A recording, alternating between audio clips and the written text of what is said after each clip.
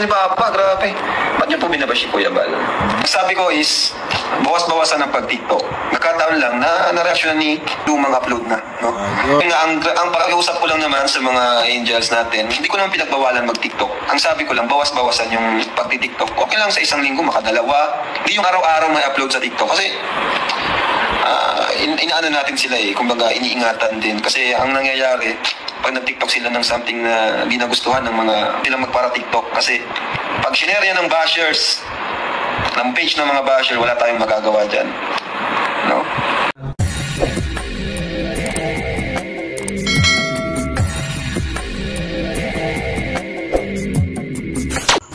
Alright, what's up mga tangay? Welcome back. This is my YouTube channel, Katangay PLC. Sa mapagpalang araw mga tangay. Good morning, good afternoon, at good evening. At galap shoutout sa ama nakalingap kay Kuya Bal Santos Matubak. Kung hindi ka pa nakasubscribe, subscribe natin. Panoorin natin mga vlogs ni Kuya Bal.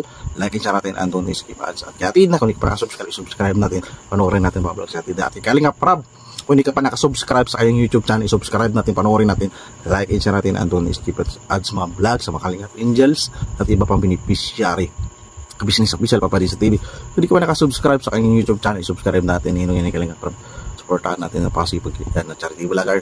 At sa mag-reaction tayo kay Beyonce at sa IDC kay Kalingap Ido. Yan, dito nga nagsalita na si Kalingap Prab patungkol sa pagprotekta niya rin sa Kalingap Angels at kanyang opinion sa nabas nga si Beyonce sa TikTok. At hindi ka pa nakasubscribe sa aking munting YouTube channel, subscribe ka na para update ka sa mga upload reaction kung mga ganito. At maraming salamat pagsuporta. 23k na tayo mga idol, mga Kalingap, mga tangay. Maraming pagsuporta at patuloy yung pag-suportahan aking YouTube channel para madami pa tayong ma-reactionan. At maraming salamat ang nag-subscribe sa AC Jumper at iba pang supporter ni Kalingap Prab at ni Kuya Bal, Team Kalingap. Maraming salamat. At sa aking Facebook, di ka makapalo, follow ka na para update ka sa mga upload reaction. At sa FB page ko, Katangay PLC 2.0, follow ka na para update ka sa mga upload reaction ko. So alright mga tangay, ganito protektahan. At si Kalingap Prab nagsalita na patungkol sa issue sa TikTok na viral ni Beyonce. At dito samahan nyo ko at gawa natin ng reaction. So hindi ako nag-create dito ng issue. So ito ay gusto ko lang reactionan na nagsalita na si Kalingap Prab para malinaw sa atin mga tayong mga idol sa mga announcement niya rin sa Kalingap Angels, awareness, di ba? Tara, samahan nyo ko. Ni Kuya Bal, ang daming bashers ni Papa, grabe. Ba't niyo po binabash si Kuya Bal? Grabe naman po kayo. Nagulat dito si Kalingap Prab na nag-live nga si Kuya Bal sa YouTube channel niya. At nagsalita na rin yun si Kuya Bal, mga tayong mga idol. So hindi ko lang na-reactionan. So huli na lang reaction ko ito. So pahabol na lang ito. At yung Kuya Bal, so hindi na natin reaction para hindi mag-create yung pabas o issue na rin. Ito, gusto ko lang reactionan para announcement na rin at si Kalingap Prab nagsalita na rin. Ito ang inaantay ko mga tayong mga idol. So ngayon ko lang na-reactionan. Na-reactionan ko ngayon sa TikTok. Doon naman po sa nangyari, doon sa kay Bopil at kay... Ang mali po talaga doon is si Bopil. Kasi bakit niya na-reactionan si Beyonce, di ba? Bawal reactionan ng masama ang beneficiary ko. So, huwag na natin pagtakpan yun. Mali talaga doon si Bopil. And kahit... Dito, karapatan ni Kalingap Prab, protektahan niya yung beneficiary niya, mga idol, mga Kalingap. So, kailangan natin respetuhin yun, beneficiary niya yan.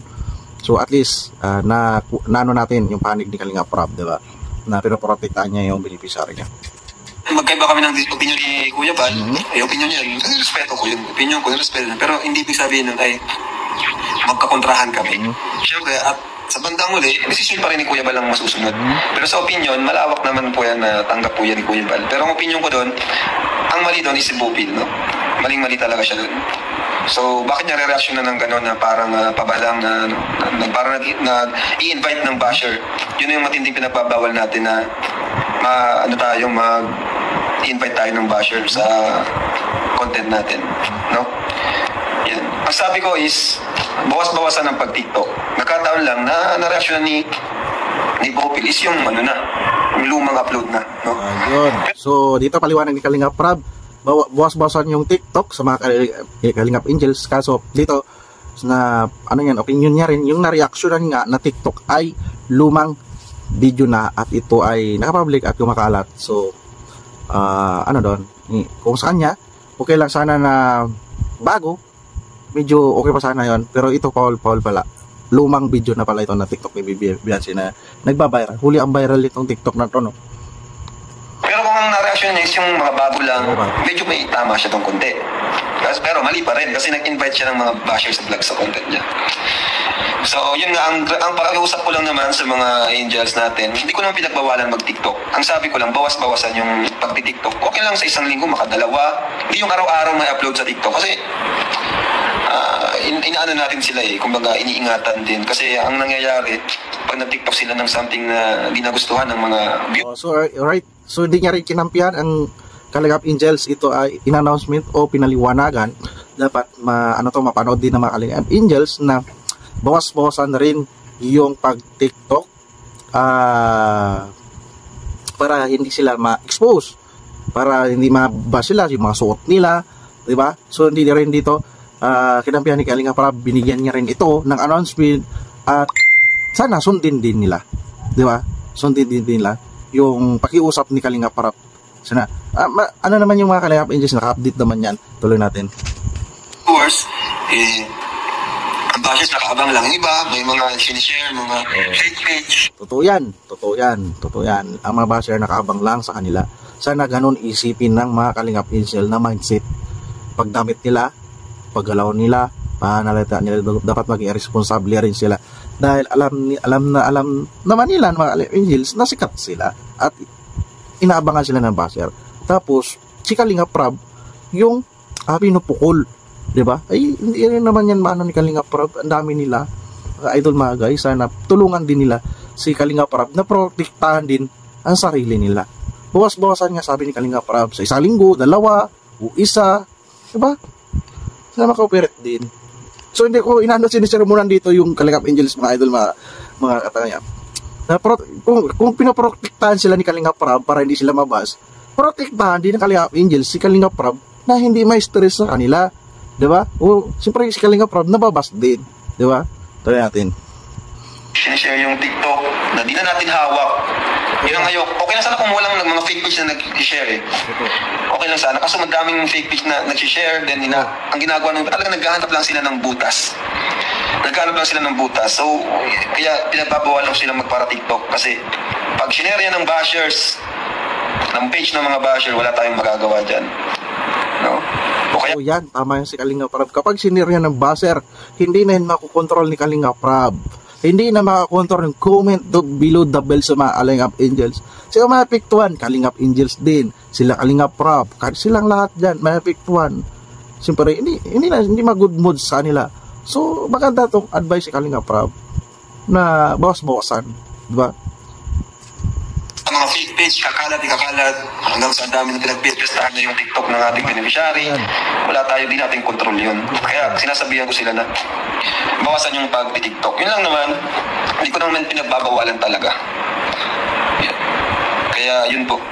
So dito, hindi niya rin pinagbabawalan talaga mag-TikTok ay Kalingap Angel, linawin natin. Hindi pinagbabawalan Kalingap Rab. Bawas-bawasan lang para hindi sila ma-expose, hindi sila i-ano ng mga basa nag-aantay nga. So dapat ito tulungan ni Kalingap Angels. Marami sila. Tulungan ng Kalingap Angels protektahan si Kalingap Rab. Tutulungan din sila ni Kalingap Rab na may advice at protektahan. Diba? Mga idols. Kasi pre, wala nasa social media sila Inaabangan talaga sila Diba? Mga short video na nagnanakaw. So hindi makokontrol. Tama si Kalingap Rab. So alright, mga lang reaction ko. At si Kalingap Rab yung nagsalita na nga. So pagkabisita na lang ang full video na yan sa YouTube channel Kalingap Rab. Like and share natin, and don't skip it. Okay, Kuya Bal, kung hindi ka pa nakasubscribe, isubscribe natin, like and share natin, and don't skip it. Like and share natin, and don't skip us. Okay, atin na, kung hindi ka pa nakasubscribe, subscribe ka na para hindi ka sa mga upload natin. Like and share natin, and don't skip it. Side C, at sa mga Kalingap Angels at mga baguhan pang love din na binubuo ni Kalingap Rab. Ka-business official, Papa Dis TV. Kung hindi ka pa nakasubscribe, mag-subscribe ka na para update ka sa mga upload reaction ko. At maraming salamat nag-suporta sa aking munting YouTube channel. 23K na tayo mga idol. Sana tuloy-tuloy pag-suporta nyo sa aking munting YouTube channel para marami pa tayong ma-reactionan at matulungan sa mga proyekto ni Kuya Bal. Tuloy-tuloy tayo. So, hindi ka pa nakapalo sa aking Facebook, Katangay PLC, nag-upload rin ako ng reaction dyan. At ipipage ko Katangay PLC, ito po siya. Magpalo ka na para update ka sa mga upload reaction dyan, mga money yan, charity, Yan, update din ako dyan. Mag-follow ka na para update ka sa mga upload reaction ko dyan sa FB page ko. Katangay PLC Tokyo Share. So maraming salamat pagsama at see you sa next reaction ko mga tayong mga idol, mga kalingap, at lagi tayo mag-ingat. Adios boy, thank you.